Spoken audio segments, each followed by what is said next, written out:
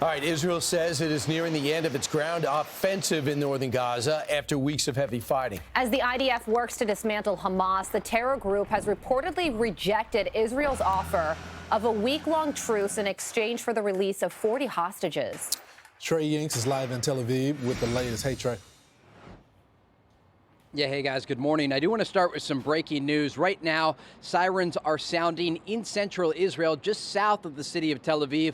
Hamas, 76 days into this conflict, still has an arsenal of rockets they are using to target major population centers. It also comes as Hamas has publicly rejected Israeli discussion of a possible ceasefire, saying that no hostages will be released until the war is officially over. Now, while Hamas is saying one thing publicly, they're saying something else privately. Just yesterday, Ismail Haniyeh, the leader of Hamas, flew to Cairo, Egypt, to continue conversations about a possible deal.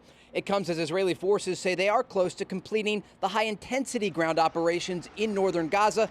Much of the focus for soldiers over the past day has been in the Jabalia neighborhood, where the Israelis say troops from the 551st Brigade evacuated a group of civilians still in a building. With more difficult ground fighting taking place in southern Gaza, the death toll is rising among Israeli troops, with a total of 137 killed since the ground operation began. Those battles come as activity continues to increase on Israel's northern front. Overnight Israeli strikes against southern Lebanon were more serious after new attacks by the Lebanese militant group Hezbollah. Attacks against American forces also increasing across the Middle East in both Iraq and Syria. A rocket attack overnight against the Al-Assad air base did bring the total number of 102 attacks against U.S. forces across the region since the middle of October. The entire region, though, remains on the brink of a broader conflict, and that's part of the reason that the United States put together this coalition to push back against Iran-backed actors in Yemen, trying to send a clear message to Iran and its allies that force will be used to stop this fire against Israel and the United States. Guys? So I'm pretty astounded they're still able to shoot off rockets. And I imagine with the drone technology, they're able to find out exactly where they came from. So it might be the last time they do it, I guess, from that site. But I understand one of the captures, one of the prisoners, his name is Ahmed Al-Khalut, the manager of the... Yeah, guys, so just, if you'll, Brian, I'm going to interrupt you here. You can hear there's sirens sounding now in Tel Aviv. So we're just going to take a little bit of cover here, and we can keep talking. I mean, this is just the reality of right now. And just so you know, the rockets that are coming in right now, they don't have detection. They don't know where they're going. They have no clue where they're aiming at. They just shoot them off. But the Iron Dome does. Trey, how often do you hear those sorts of sirens in Tel Aviv?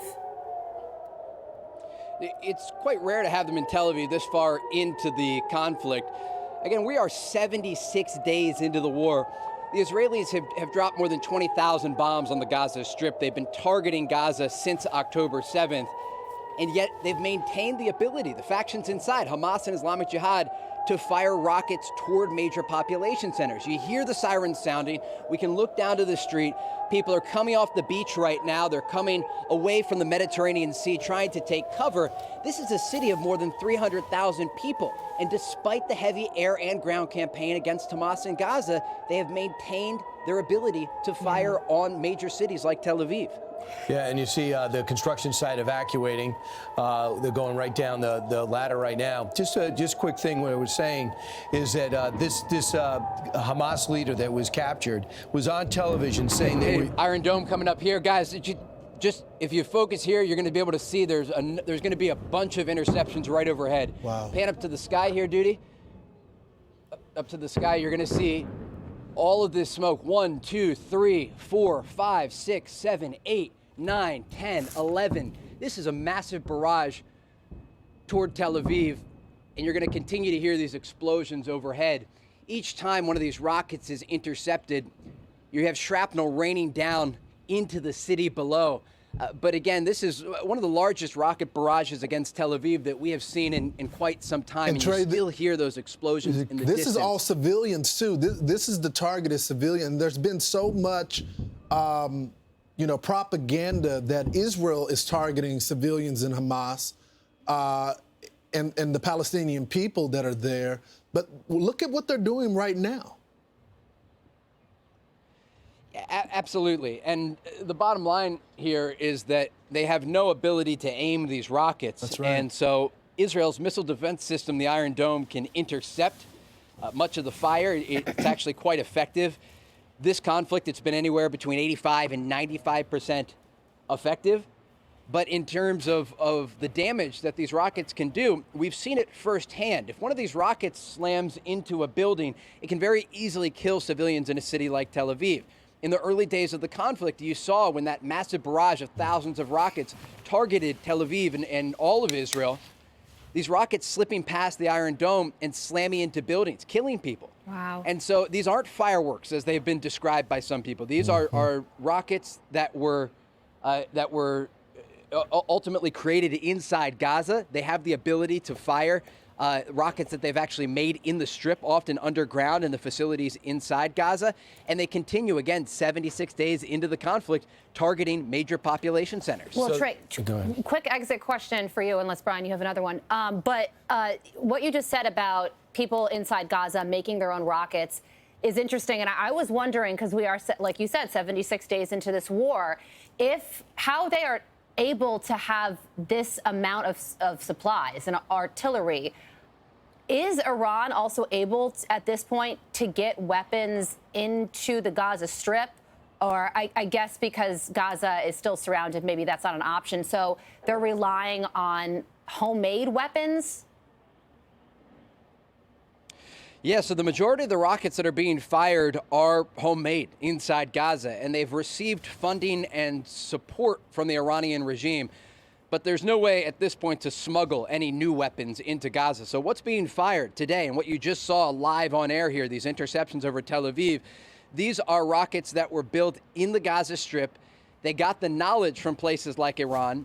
They have these weapons manufacturing facilities that aren't able to only create rockets, but also things like RPGs and IEDs that are being used against Israeli forces on the ground. Hamas is even able to create sniper rifles and the ammunition used to target Israeli troops inside Gaza as we speak. And so they have the ability to create their own weapons arsenal because they get funding from outside actors like Iran. They get knowledge and support from the regime in Tehran. And this is something that they've spent the last 16 years developing, even more than that.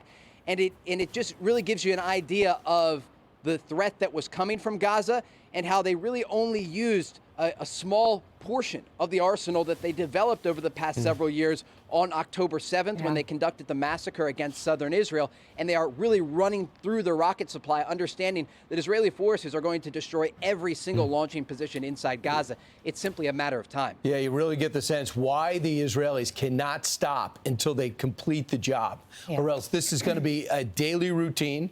And if they just slow them down, we'll be back here in 18 months. Trey, thank you. I'm Steve Doocy. I'm Brian Kilmeade. And I'm Ainsley Earhart. And click here to subscribe to the Fox News YouTube page to catch our hottest interviews and most compelling analysis.